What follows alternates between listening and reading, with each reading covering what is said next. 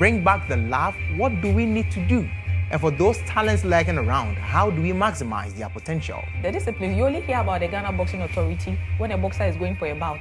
And even the controversies surrounding them is many. So if you don't take yourself seriously, how do you expect government to take you serious? We are limited because of our thinking, limited because of the leaders in charge, and limited because probably we are not open-minded enough to see that this is something that can build, or someone can build their career around. Hey guys, welcome back to the channel. So I made my debut appearance on TV with GH1 TV earlier today, and we talked about the Black Star squad delay, our infrastructure problems in sports, and sports development in general. Let's have a look at my first ever TV appearance talking about football and the Ghana Black Stars as well as sports. Subscribe if you have not, click on the notification bell to get more updates. Welcome to Tomorrow's Voices once again. We are discussing bringing back the love to the world of sports in Ghana, talking about the game in the way and the manner in which we want to see it in our time today. Thankfully, I have with me Nanama Ajiman, who is a sports journalist here at GH1 TV. Also, I have with me sellssi, who is a football analyst with Sahara Football. Lady and gentlemen, welcome to Tomorrow's Voices. Thank you for having me. Let me start with left or right? Ladies first. Ladies first, Then and now, I mean, we were all young. I used to remember 3 p.m. Ghana Blasters. How was it like for you? I mean, I still remember Wednesdays we have worship at school, and then we praying for the Blasters to win their game. They'll close us early for us to go and watch the games, our mothers, everyone. I remember one time Ghana scored, I think it was against Czech Republic, and a certain woman took Ladle with a lead, a leg, and then she was just banging it. I remember it so well. It was beautiful, but unfortunately we can't say same for today. It's very, very unfortunate. So let's see. Yeah, my fondest memory was the very first World Cup we went to in 2006. I remember that so well. The very first game. Tony and Totti in some Italy. It wasn't a great first game for Samuel Osei, who conceded that second goal. His mistake led to that second goal. But you could see that in 2006, the Black Stars, the love was there. We would close from school earlier, she said, and go and watch the matches. When Stephen Appiah scored that all-important penalty versus United States, it was really a memorable time with the Ghana Black Stars. But now it's a different ball game. I'm sorry you had to start off with the Black Stars. I mean, we all have our biases. I mean, it's sports, but it looks like we seem to project the Black Stars the more. Now, looking at it in the view of football, then and now, why do you feel like people don't really appreciate the times we are in a sense that back then we could all, school will make time for you to go and watch. Society approves of it. We will have fun, make all the noise, jubilate. Is it modernization that has brought us here where we don't really see the point in having the fun and in celebrating the Black Stars? No, it is because Ghanaians are tired. It's been 40 years and we haven't received anything. We are just tired. We kept on putting our faith in the players, and they keep on disappointing us. Look at what they did at Brazil. They subjected the country to public ridicule, what is so unfortunate. The worst tournaments the Blasters have ever participated in. You know, it's very. We are just tired. We are just tired. I mean, Celeste, I'm sure you have a few pointers to make on the same points, but I want us to focus on this. Is it about time we shifted focus as a country from the Black Stars? Because sports is big. There's boxing, there is swimming, volleyball, basketball, athletics, and other things. If we have concentrated on the Black Stars for 40 years and they're not winning anything for us, I mean, I think you have a point there. The Black Stars for 40 plus years. This year was the worst ever since independence, and we've been focusing on them so much. The Black Stars, every time there's budget reading, you know the Black Stars is taking a chunk of the money.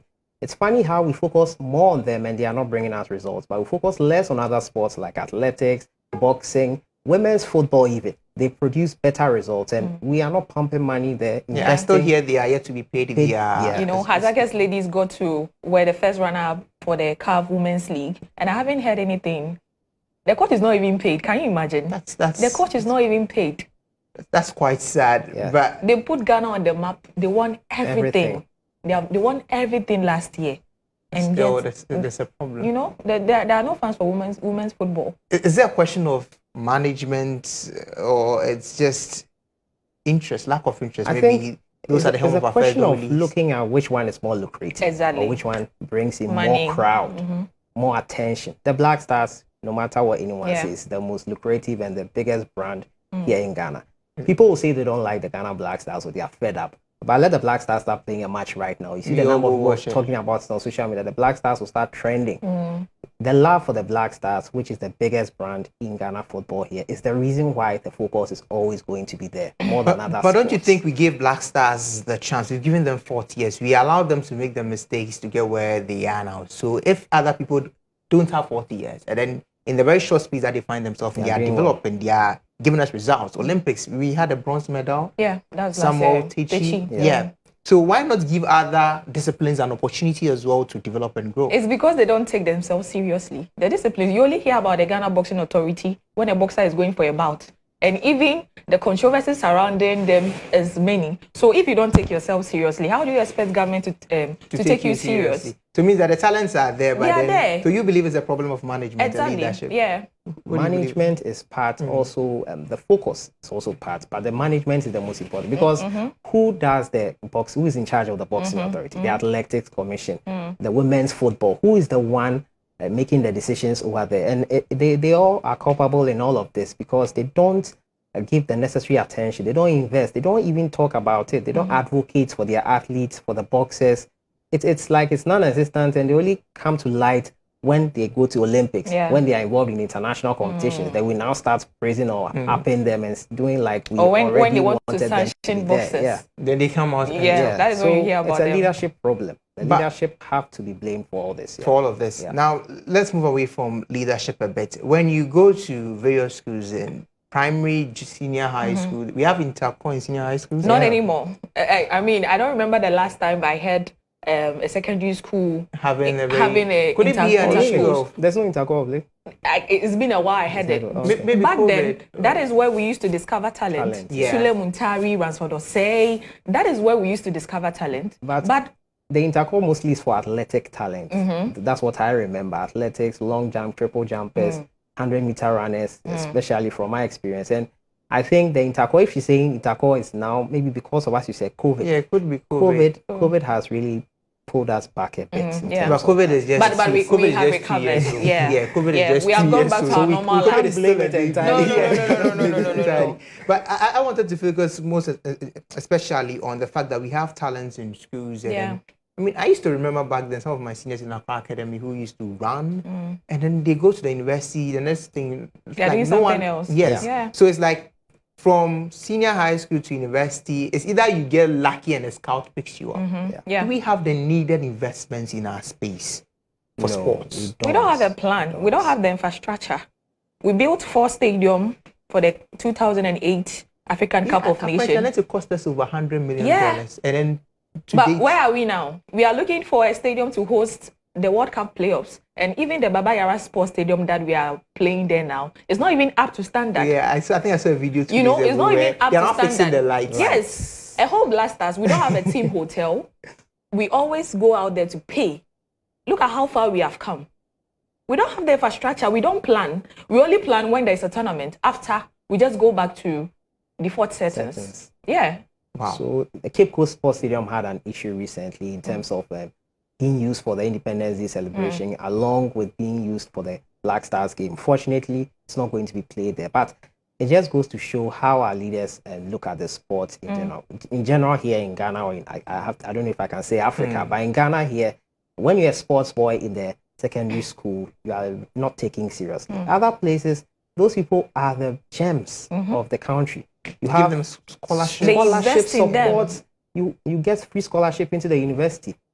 But here it's not like that. So it doesn't incentivize anyone to even want to go into sports again because it's not lucrative. Yeah. Your parents will tell you after school, what are you going to do? Sports? You're wasting your time. But I don't think it's more of a society problem. When we were all growing up, we have been conditioned to think that, being on TV, being a banker, being a manager, being an accountant, engineer, those are like the lucrative ones. It's just now that people are seeing that. I think now society have come to accept that there's money in football. So if you are a footballer, they only support you when you get up there. That is the most unfortunate thing. But I think more parents are supporting their kids to play football because they know, yes, they were in the past. Back then it was terrible, but now it's good. What if I want to be a tennis player? I don't even know the tennis association. Do you know of any tennis court here in Ghana? Apart from back in UCC, I think I saw one. Where? There are tennis what has courts, become but of it? it's not as big as it is elsewhere, because I think tennis is not considered a sport that, like how we have Wimbledon, we have Australian Open, we have US Open. Seasonal competitions don't happen in the continent surrounding tennis. So why would I be interested in playing tennis? Even though, yes, you can play it and get to that level, where you are locally, it's not advocating or encouraging you to go to that height. So how do you do it? So we are limited because of our thinking, limited because of the leaders in charge, and limited because probably we are not open-minded enough to see that this is something that can build, or someone can build their career around. Wow, limited in thinking, limited by way of our leaders. Limited because we are not open-minded. Those are quite interesting points. But let's take a break. When we return, the discussion continues on how best we can maximize potential of the youth in the country who have interest in the world of sports. On TV, we are discussing sports developments in Ghana, indeed bringing back the love. But to bring back the love, it also means we need to recognize it and identify potentials in the society who can help make this all-important venture a success for our nation. My colleague here, Nanama Ajiman, did a particular feature and a story about a young amputated boxer in Bukom. Take a look. My name is Samani Aitak. I'm amputated. I'm coming here world champion. 10-year-old Samoni Taki has always nurtured this dream of becoming a world boxing champion and has disallowed his disability to stop him from realizing his goal. Even though he at times feels bad about his condition, he tells me the motivation is to rise above it to become the first physically challenged world champion in boxing.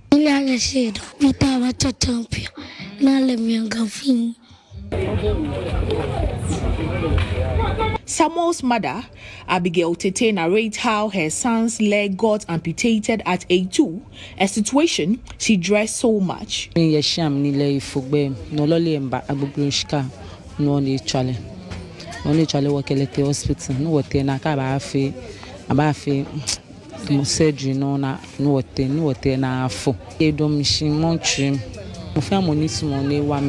mi dan moshi koleke chombile no wose ba chon ma be ba chon bo ma gbo no mi so porting mo fa mo nle oni e chuisu mo ke shi ba mi le we wale. Vincent Akainete is a boxing coach who discovered the potential of young Samuel Taki. He tells me how determined Samuel is to make history and the prospects of boxing in the area. Well, a year ago now, I'm here and have a boxers from his area. So he came with them and he said he wants to be a boxer. And I asked him, sorry, you don't have one leg, how can you be a boxer? He said he wants to be a boxer. And then I remember there's amputee sports, so I think in future boxing will be part of the amputee boxing. So I decided to start him. Children who are physically challenged are often left out when it comes to sports in Ghana. President of the Blind Sports Association, Eric Kisi, however, believes it is time for a change. He decried neglect of disability sports in the country and appealed to government and other stakeholders to pay attention in that regard by prioritizing matters of disability sports. Samuel Taki may not be the only child boxer in Ghana, but his zeal to succeed and not allowing his disability to stop him, even at a young age, makes him exceptional and his story inspirational. Aren't you motivated? That is the story of Samuel Taki, a young amputee boxer in Bukom in the Greater Accra region. Nanama, good story. Thank you. What inspired you to do the story? So one morning, our deputy news editor, Alice, showed me a picture of a young boxer. And I had seen so many young boxers in Bukom, so I thought it was one of them. Until I paid attention, and then I noticed he didn't have one leg. I'm like, this will be an interesting story to tell. So I contacted people that I know from Bukom, and then they connected me to him. So I made arrangements, and then I told the story. I did the story because it is rare to find someone who is amputated in a leg and who is so passionate.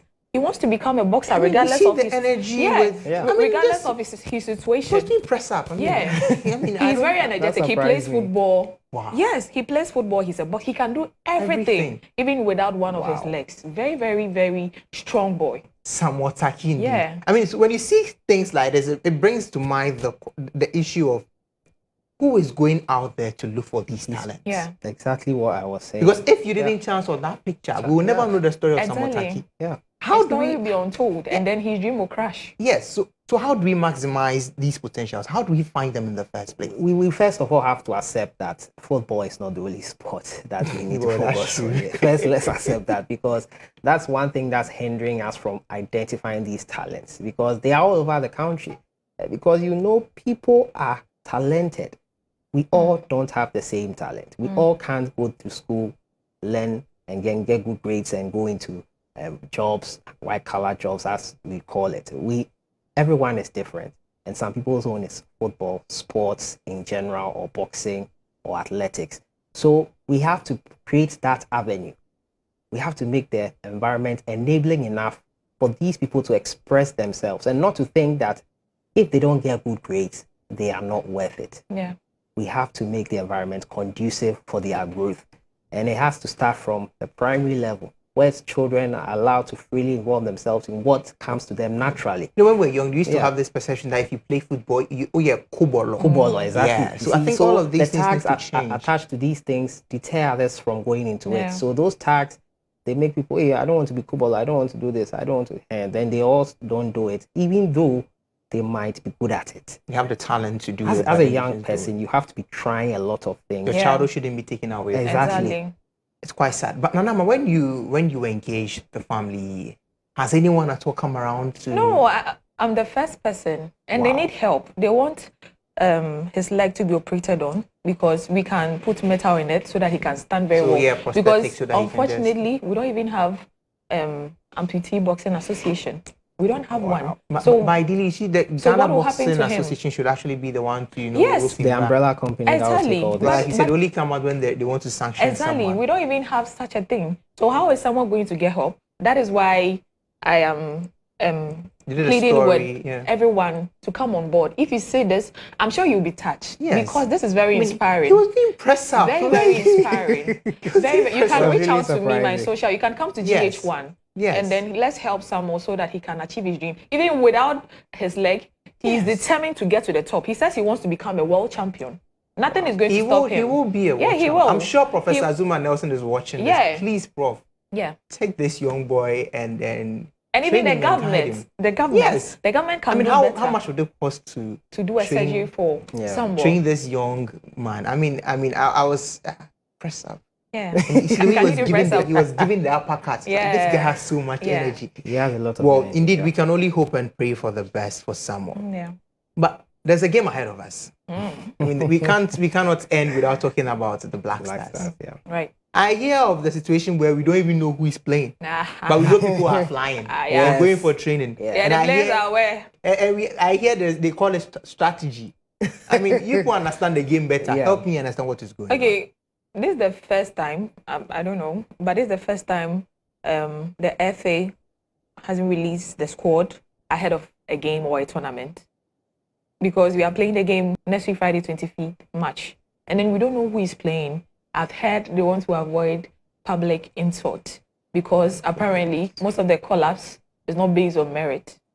Ghanaians will be focused on in a way or Division 1. He plays at the Division 1 league in America. We have good talent here. I'm sure the squad is dominated by such people. That is why they want to avoid all those things. But if they are doing that, then this region is not tangible enough. Yeah, it is not. It's a strategy. I'm just wondering. What kind of strategy is this? We have to win the game. We have to know them. Nigeria released their squad 2 weeks ago. We know the players that are going. We know Victor Osimhen of Napoli is back. We know Udion is back. We know Emmanuel Davis, who is doing so well for Watford, even though they are almost near to relegation, is doing well for them. We know that we can compare the attackers, but that cannot be said same for the Black Stars, which is very, very unfortunate. Bad. Yeah, sellssi. Yeah. A week to the game. We don't know our players.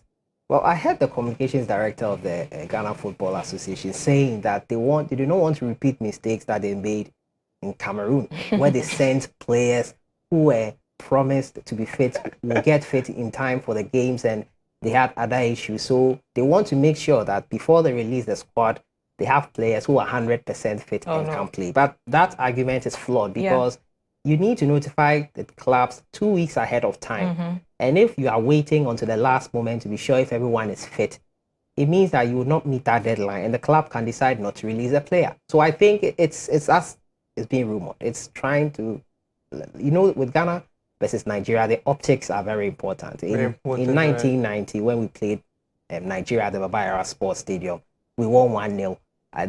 The team sheet came and it was announced that Bedi Pele would play. He was not in the team. And that put some sort of fear in the Nigerians, and it really gave us that upper hand to get the win that we needed. So I think the optics are very important in a game like this. So that is what I think the FA is trying to do to get us the results that we need. Okay, so the game, obviously, I'm sure when I start next week's episode of Survivor, it will be my intro to the show, but what are our chances like?